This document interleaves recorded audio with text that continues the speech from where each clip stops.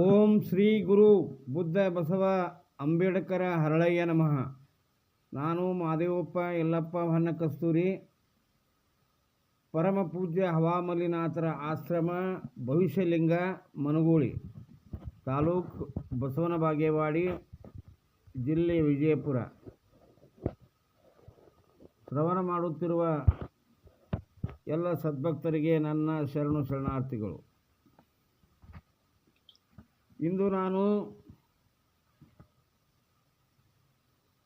ಸಂಸಾರದಲ್ಲಿ ತಲ್ಲೀನ ಎಂಬ ವಿಷಯದ ಮೇಲೆ ಒಂದೆರಡು ವಿಚಾರಗಳನ್ನು ಹಂಚಿಕೊಳ್ಳುತ್ತಾ ಇದ್ದೇನೆ. ನಾವು ಮುದುಕರಾದರೂ ಸಂಸಾರದಲ್ಲಿ ತಲ್ಲೀನರಾಗಿರುತ್ತೇವೆ. 100 ವರ್ಷ ಹೋಗಿದ್ದು ನಮಗೆ ತಿಳಿಯದು. ಅದರಲ್ಲೇ ನಾವು ಮಗ್ನರಾಗಿರ್ತೇವೆ. ಯಾಕೆಂದರೆ ನಮ್ಮ ಜೀವನದಲ್ಲಿ ಶಿವಚಿಂತನೆ ಇರುವುದಿಲ್ಲ, ಸತ್ಸಂಗ ಇರುವುದಿಲ್ಲ, ಶ್ರವಣ ಮನನ ನಿಧಿಧ್ಯಾಸ ಮೊದಲೇ ಇಲ್ಲ. ಹೀಗೆ ನಾವು ಸಂಸಾರದಲ್ಲಿ ಸಂಪತ್ತಿಗಾಗಿ, ಅಧಿಕಾರಕ್ಕಾಗಿ ಬಡದಾಡಿ ಕೊನೆಗೆ ಇಲ್ಲದಾಗಿ ಬಿಡುತ್ತೇವೆ. ಅದಕ್ಕಾಗಿ ನಮ್ಮ ಜೀವನದಲ್ಲಿ ಸತ್ಸಂಗ ಬಹಳಷ್ಟು ಮಹತ್ವದ್ದು.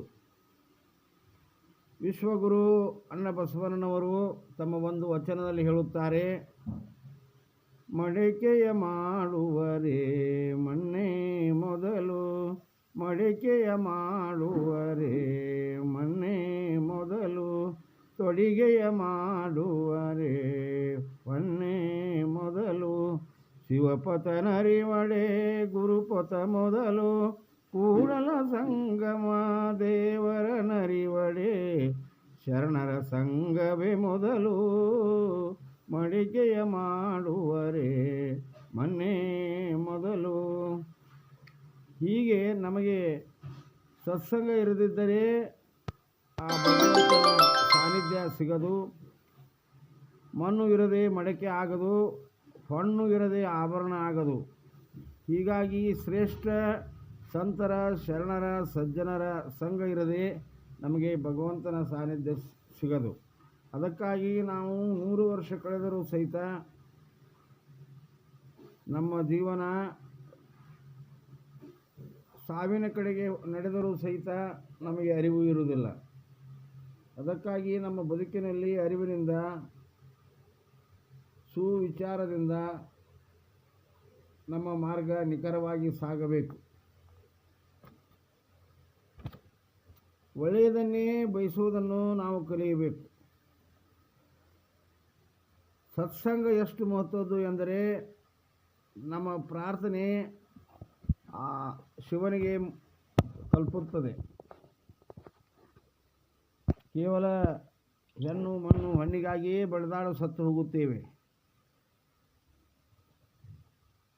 ಜೇಡರ ದಾಸಿಮಯ್ಯನವರು ತಮ್ಮ ಒಂದು ವಚನದಲ್ಲಿ ಹೇಳುತ್ತಾರೆ, ಕರಿಯ ನಿತ್ತಡೆ ಒಲ್ಲೆ ಸಿರಿಯ ನಿತ್ತಡೆ ಒಲ್ಲೆ, ಕರಿಯ ನಿತ್ತಡೆ ಒಲ್ಲೆ ಸಿರಿಯ ನಿತ್ತಡೆ ಒಲ್ಲೆ, ಹಿರಿದಪ್ಪ ರಾಜ್ಯವನ್ನು ಇತ್ತಡೆ ಒಲ್ಲೆ, ನಿಮ್ಮ ಶರಣರ ಸುಳ್ಳುನುಡಿಯ ಒಂದು ಅರಗಳಿಗೆ ಇತ್ತಡೆ ನಿಮ್ಮ ನಿತ್ಯ ಕಾನ ರಾಮನಾಥ. ನಾವು ಬದುಕುವುದು, ದುಡಿಯುವುದು, ಗಳಿಸುವುದು ಒಳ್ಳೆಯ ಸುಂದರ ಜೀವನ ಕಟ್ಟಿಕೊಳ್ಳುವುದಕ್ಕಾಗಿ. ಅದಕ್ಕಾಗಿ ನಾನು ಅನ್ನುವುದು ಯಾರು ಹತ್ತಿರ ಇರುವುದಿಲ್ಲವೋ ಅವರು ಸುಂದರ ವಾತಾವರಣವನ್ನು ಕಟ್ಟಿಕೊಳ್ಳುತ್ತಾರೆ, ಸುಂದರ ಜೀವನ ಮಾಡುತ್ತಾರೆ. ಕೇವಲ ನಾನು, ನನ್ನದು, ಮೋಹ, ವ್ಯಾಮೋಹ, ರಾಗ, ದ್ವೇಷ, ಅರಿಷಡ್ವರ್ಗಗಳು ನಮ್ಮಲ್ಲಿ ಸುಳಿದರೆ ನಾವು ಸಜ್ಜನರಾಗುವುದಿಲ್ಲ. ಅದಕ್ಕಾಗಿ ನಾನು ಎಂಬುದನ್ನು ನಾವು ತೊರೆಯಬೇಕು.